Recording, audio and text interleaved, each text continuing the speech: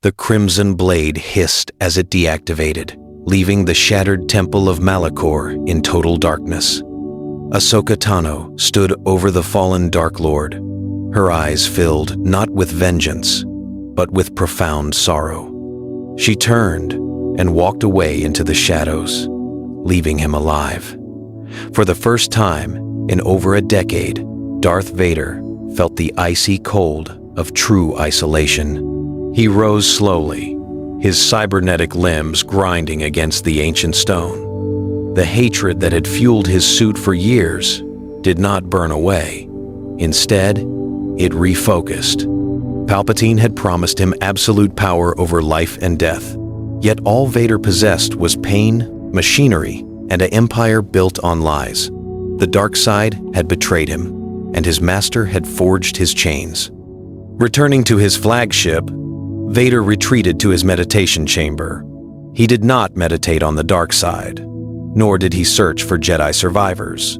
He looked inward at the wreckage of Anakin Skywalker. The realization hit him with absolute clarity. The Sith could never be redeemed, only destroyed. He would not seek forgiveness from the galaxy, for he knew he did not deserve it. Instead, he would use the vast resources of the Galactic Empire to pull down the Sith from within. Sitting in the dark, Vader accessed the Dark Fleet's encrypted networks. He began quietly altering security clearances and gathering classified intelligence. The apprentice was no longer serving his master. He was planning the ultimate treason. As the Star Destroyer jumped into hyperspace toward Coruscant, Vader stared out into the blue void of space, knowing that his path would end in total annihilation. Deep within the subterranean vaults of Coruscant, Emperor Palpatine was building an insurance policy. Vader discovered classified files detailing the construction of the Zystin-class Star Destroyers, a massive fleet hidden on the dark world of Exegol, capable of destroying entire planets. If Palpatine completed this secret armada, his reign would become eternal, and the Sith Order would dominate the galaxy forever. Vader knew he could not destroy Exegol alone. He needed a force large enough to draw Palpatine's attention away from the Citadel. In a move that violated every Imperial protocol, Vader copied the secret Sith Wayfinder coordinates onto a secure data card. He routed the encrypted transmission through a series of shadow relays, directing it straight to the high command of the Rebel Alliance. Mon Mothma and General Madine analyzed the leaked data with heavy suspicion. The coordinates pointed to deep uncharted space, and the signature belonged to an high-level Imperial clearance. Yet, the tactical urgency was undeniable. If the report was accurate, the Empire was preparing to unleash absolute ruin upon the galaxy. The rebellion had no choice but to gamble everything on a single, decisive strike. As the rebel fleet gathered near the Sullust system, preparing their hyperdrives for the strike on Exegol, Vader stood on the bridge of his Super Star Destroyer.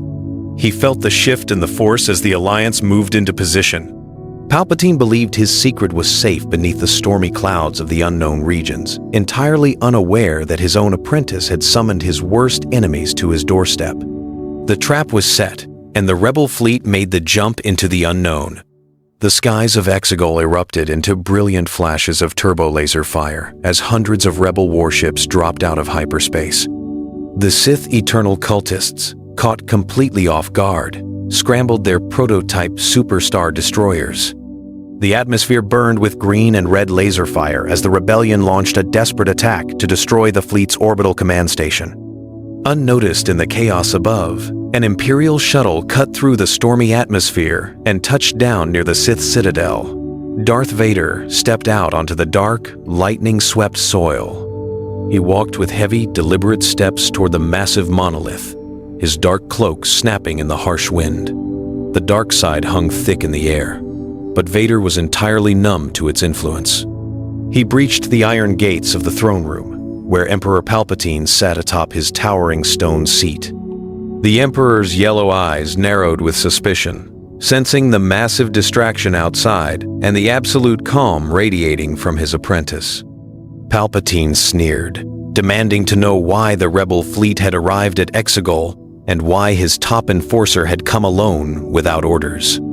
Vader ignited his crimson lightsaber, the harsh red light illuminating the ancient Sith runes carved into the walls.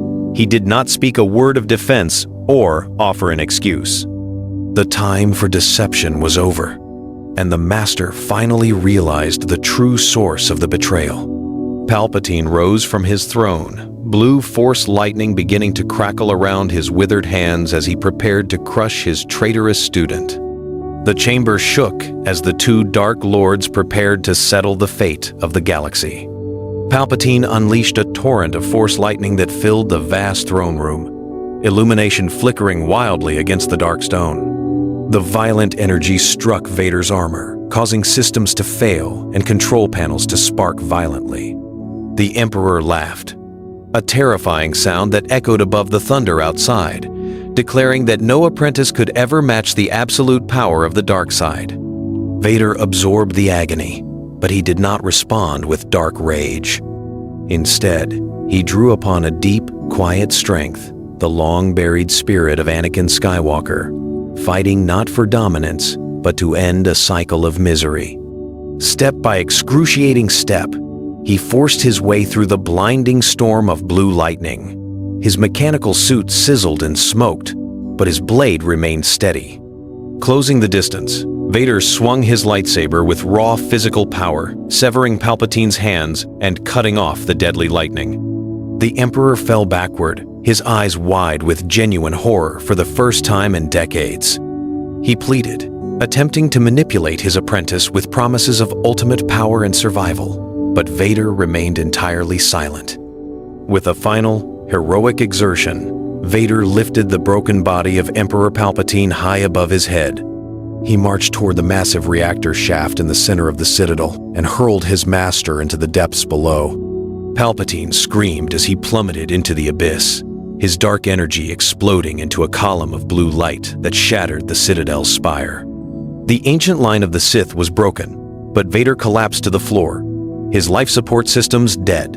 In the quiet ruin of the Citadel, Vader managed to bypass his damaged chest panel, rerouting emergency power directly into his synthetic lungs. The suit rasped rhythmically, barely keeping him alive. He dragged himself to the main communications terminal of the Sith Eternal Network, overriding the high-frequency Imperial channels across all sectors of the galaxy. Every HoloNet receiver, from the core worlds to the Outer Rim, flickered to life. The towering, intimidating image of Darth Vader appeared on screens inside military bases, star destroyers, and civilian plazas. The galaxy held its breath as the terror of the Empire spoke, his voice low and heavy with exhaustion. Vader announced that Emperor Palpatine was dead, and that the Sith had been permanently erased. He stated clearly that the Empire was built on falsehoods, and he commanded every Imperial officer, stormtrooper, and Grand Admiral to lay down their weapons immediately and surrender to the Rebel Alliance. He declared the war over, taking full personal responsibility for the atrocities of the regime. The broadcast caused instant chaos. On Coruscant, citizens flooded the streets in celebration, while inside the Imperial Palace, high-ranking admirals argued in sheer disbelief. In orbit over Exegol, several Imperial captains immediately cut their engines, while others refused to believe the transmission, claiming the video was a rebel forgery designed to break their resolve. Grand Moff Tarkin, listening from the bridge of his battlecruiser, spat in anger at the screen. He immediately issued a counter-command, declaring Vader a traitor to the state and ordering all loyal forces to maintain control. The Empire had not simply surrendered. It had fractured down the middle. Grand Moff Tarkin acted with ruthless efficiency, establishing a junta of hardline officers to preserve the Empire's military dictatorship. He branded Darth Vader as a disgraced traitor who had fallen under the influence of the rebellion. Across dozens of systems, loyalist commanders seized control of planetary governments, executing any officer who attempted to comply with Vader's surrender order. The Galactic Empire shattered into violent factions overnight. On Kuat, massive shipyards became battlegrounds as crews fought each other for control of Imperial star destroyers. In the Mid-Rim, supply lines collapsed entirely as regional governors refused to share resources with rival warlords. The galaxy had escaped the tyranny of the Sith, only to descend into absolute military madness. Vader, surviving on emergency medical systems aboard his damaged shuttle, realized that his work was far from finished. Simply killing the Emperor had not destroyed the oppressive structure they had created together.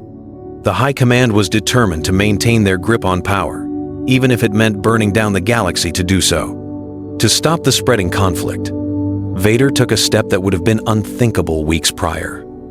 He reached out through the Force, connecting with the mind of young Luke Skywalker. He provided his location and offered full access to Imperial military networks, codes, and strategic vulnerabilities. Luke felt the profound shift in his father's presence. The dark side had receded, leaving behind a scarred, desperate man seeking to repair his catastrophic mistakes. The Rebel Alliance was forced to make a dangerous choice: trust the former enforcer of the Empire, or face endless war against Tarkin's ruthless loyalist fleet. The meeting aboard the Rebel flagship was tense, filled with drawn blasters and unspoken trauma. Yet, when Darth Vader stepped onto the bridge, he did not ignite his saber. He stood before Leia Organa and Luke Skywalker, not as an Imperial conqueror, but as a man bearing the crushing weight of his past actions. He provided top-secret command codes that bypassed Imperial naval defenses nationwide. With Vader's insider knowledge, the joint Rebel and Loyalist surrender forces executed precision strikes across the galaxy. They captured major supply hubs without firing a single shot, using clearance codes only the Supreme Commander possessed. Base after base surrendered as Vader's personal override commands disabled planetary defense grids and automated security networks. Grand Moff Tarkin found his forces backed into a corner as his military advantages vanished one by one. The tactics that had kept the galaxy in fear were now being used against him by the very man who designed them. In a series of swift tactical battles, the Warlord fleet was stripped of its logistics, leaving Tarkin isolated at the naval shipyards of Eriadu. During the final orbital blockade, Luke and Vader fought side by side on the bridge of Tarkin's flagship, disabling the vessel's primary command centers. Tarkin was taken into custody, ending the short-lived violent Imperial resistance. For the first time in 2 decades, the galaxy was finally free from the grip of military tyranny. However, the physical toll of the campaign had taken its final mark on Vader.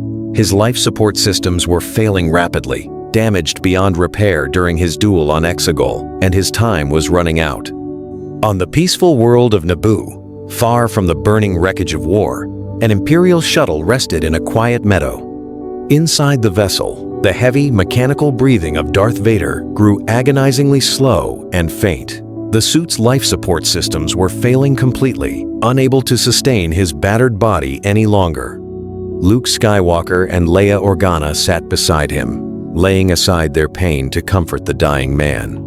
Vader asked Luke to help him remove the black mask, wanting to look upon his children with his own eyes for the first and last time. As the helmet unlocked and lifted away, the scarred, pale face of Anakin Skywalker was revealed to the warm sunlight. Tears welled in Anakin's eyes as he looked at Leia's fierce, protective strength and Luke's unyielding compassion. He apologized for the decades of terror he had brought to the galaxy, but Leia gently touched his hand, acknowledging the immense courage it took to destroy the Sith and bring peace. The heavy burden of his past sins faded, replaced by profound relief. Outside the shuttle, news transmissions broadcasted celebrations across millions of worlds. The New Republic was officially declared, and the long darkness had finally come to an end. Anakin smiled faintly, feeling the light side of the Force wrap around him like a warm blanket. He had not saved his life, but he had restored balance to the Force. Anakin Skywalker closed his eyes for the last time, breathing his final, peaceful breath, leaving his children to guide a newly liberated galaxy into a bright, hopeful future.